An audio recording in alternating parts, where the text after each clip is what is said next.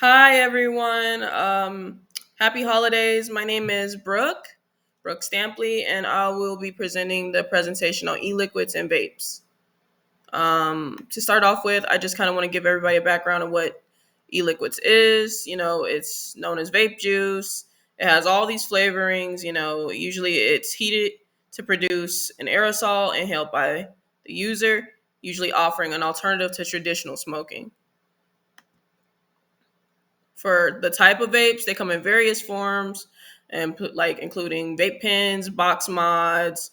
You can adjust the power settings, the tank capacity, and the customization options depending on what your preferences are.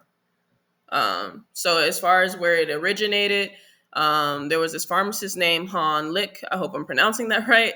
But in 2003, he developed the first modern vape as an alternative to traditional smoking.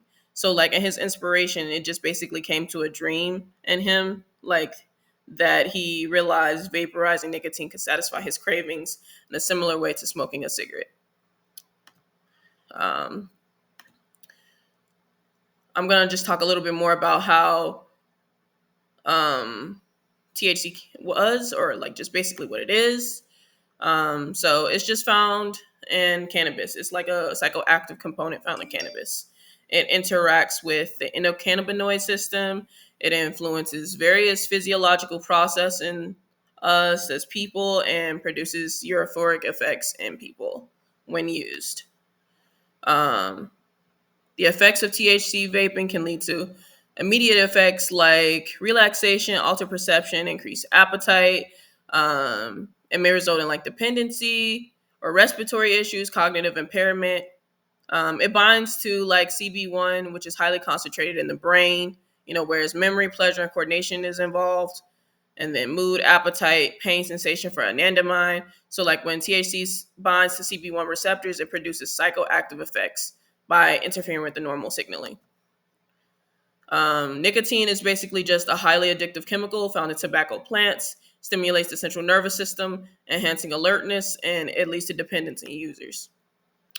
Vaping nicotine provides rapid absorption and effects, including increased heart rate and improved mood, but it does still pose serious health risks, such as lung disease and increased risk of addiction. Um, so, as far as how it came to be abused, most people know it's mainstream in today's youth society. Because of social media and social influences, nicotine and THC all play a role in why, kids are starting to vape continuously because of the wide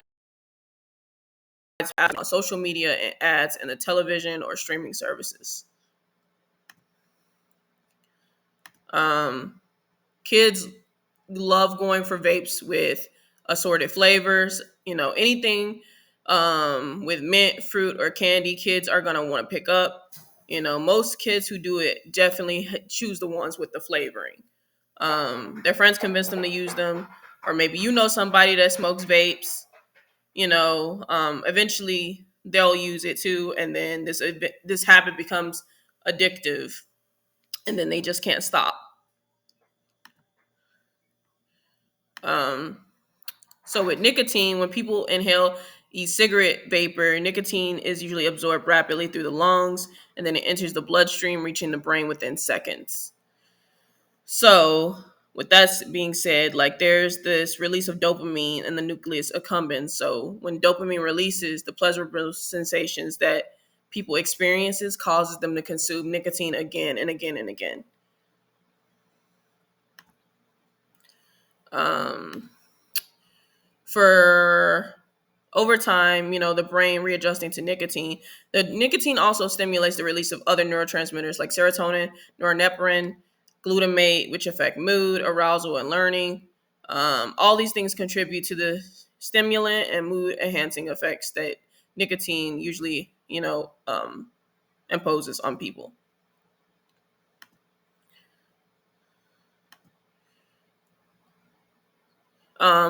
As far as clinical manifestation goes, there's always like an irritation of airways. You could be coughing, wheezing, shortness of breath, throat irritation. It can lead to bronchitis, lung injury. And if you already have asthma or heart disease, it can just pretty much exacerbate these symptoms.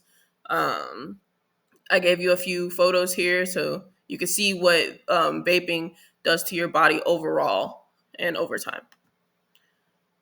So I thought this was pretty interesting about e-liquids. Um, I found that it was pretty interesting that people can go to like these events and then they can smoke and make it into these huge dense vapor clouds. That's called cloud chasing. And I also found it pretty interesting that e-liquids come in thousands of flavors. I mean, ranging from unicorn milk to rainbow candy and butter popcorn. I mean, those are like some pretty insane names for drugs. Um, Moving on. Sorry, I don't know why it's taking me back to these slides, guys. For my choice of body system, I chose the reproductive system because I found it fascinating how it interacts with males and females' reproductive system. So, like for males, nicotine can be highly addictive when delivered to the brain in inhalation. You know, there's a reduce for fertility. You know, like so if you know somebody that's trying to have like a child and they vape, it's possible that nicotine can impair their sperm production, which means it can reduce their sperm movement and increase the number of abnormal sperm, which generally kind of does make conception harder. And so it might lower, someone's testosterone levels. It can impact his libido. It can constrict blood vessels, and maybe even lead to erectile dysfunction. For women, it can disrupt normal hormonal balance, like for menstrual cycles, and it can affect fertility. It can, expose, the reduce of the quality for viable eggs, impacting reproductive potential over time. And even for older women, it's been known to cause early onset menopause.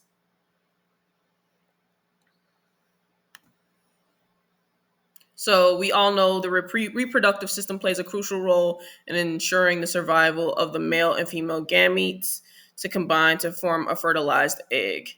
So if you're vaping, there's a good chance like the survival of the sperm and cell and the egg will lead to a lot of different problems, not just for males, but for females too. So it definitely impacts when you start smoking vapes. Um, Moving on, as far as the DEA schedule goes, it does not directly apply to the reproductive system, but it does relate to substances found in vapes that can indirectly affect reproductive health.